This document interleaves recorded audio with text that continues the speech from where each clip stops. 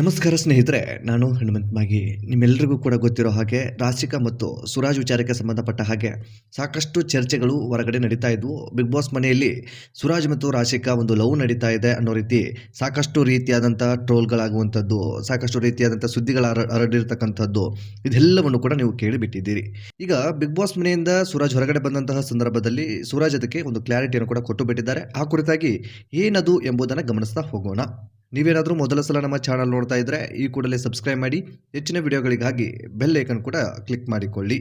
ಸ್ನೇಹಿತರೆ, ಅಂದ ಹಾಗೆ ಸುರಾಜ್ ವಿಚಾರಕ್ಕೆ ಸಂಬಂಧಪಟ್ಟ ಹಾಗೆ ಅಥವಾ ರಾಶಿಕಾ ವಿಚಾರಕ್ಕೆ ಸಂಬಂಧಪಟ್ಟ ಹಾಗೆ ರಾಶಿಕಾ ಮತ್ತು ಸುರಾಜ್ ಒಂದು ಬಾಂಡಿಂಗ್ ಏನಿತ್ತು, ಆ ಬಾಂಡಿಂಗ್ ವಿಚಾರಕ್ಕೆ ಸಂಬಂಧಪಟ್ಟ ಹಾಗೆ ಆ ಒಂದು ಬಾಂಡಿಂಗ್ಗೆ ಪ್ರೀತಿ ಅನ್ನೋ ಒಂದು ಹೆಸರನ್ನ ಹೊರಗಡೆ ಕೆಲವೊಂದಿಷ್ಟು ಜನಗಳು ಕಟ್ಟುಬಿಟ್ಟಿದ್ರು. ಅದಕ್ಕೆ ಈಗ ಸುರಾಜ್ ಹೇಳ್ತಾ ಇರುವಂಥದ್ದು, ನಮ್ಮದು ಪ್ರೀತಿ ಅಂತ ನಾನು ಹೇಳೋದಿಲ್ಲ, ಬದಲಿಗೆ ಅದೊಂದು ಬೆಸ್ಟ್ ಫ್ರೆಂಡ್ಶಿಪ್, ಆ ಫ್ರೆಂಡ್ಶಿಪ್ ಅಲ್ಲಿ ಒಂದು ಪ್ರೀತಿ ಇತ್ತು ಅಷ್ಟೇ ಅನ್ನೋ ರೀತಿ ಸುರಾಜ್ ಒಂದು ಕ್ಲಾರಿಟಿನ ಕೊಟ್ಟು ಬಿಟ್ಟಿದ್ದಾರೆ. ಇನ್ನು ಬಿಗ್ ಬಾಸ್ ಮುಗಿದ ನಂತರ ನಮ್ಮ ಫ್ರೆಂಡ್ಶಿಪ್ ಮುಂದುವರಿಯುತ್ತೆ, ಆ ಒಂದು ಫ್ರೆಂಡ್ಶಿಪ್ ಅಲ್ಲಿ ಪ್ರೀತಿ ಹುಟ್ಕೊಂಡ್ರೆ ಮುಂದೆ ಅದರ ಬಗ್ಗೆ ಯೋಚನೆ ಮಾಡೋಣ. ಬಟ್ ಈ ಸದ್ಯಕ್ಕಂತೂ ಅದರ ಬಗ್ಗೆ ಯಾವುದೇ ರೀತಿಯಾದಂಥ ಯೋಚನೆ ಆಗಲಿ ಅಥವಾ ಕಲ್ಪನೆಗಳಾಗಲಿ ನಮ್ಮ ಮೇಲೆ ಅಥವಾ ನಮ್ಮಲ್ಲಿ ಇಲ್ಲ.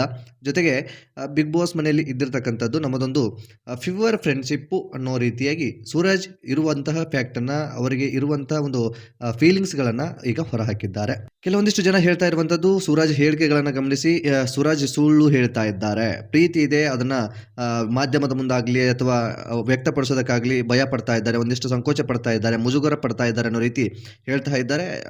ಅವರ ಒಪಿನಿಯನ್ ಆಗಿರೋದ್ರಿಂದ, ಅವರ ಒಂದು ವೈಯಕ್ತಿಕ ವಿಷಯಗಳಾಗಿರೋದ್ರಿಂದ ಅವರು ಏನನ್ನ ಹೇಳ್ತಾರೆ ನಾವು ಅದನ್ನು ಒಪ್ಕೊಳ್ಳೇಬೇಕಾಗುತ್ತೆ.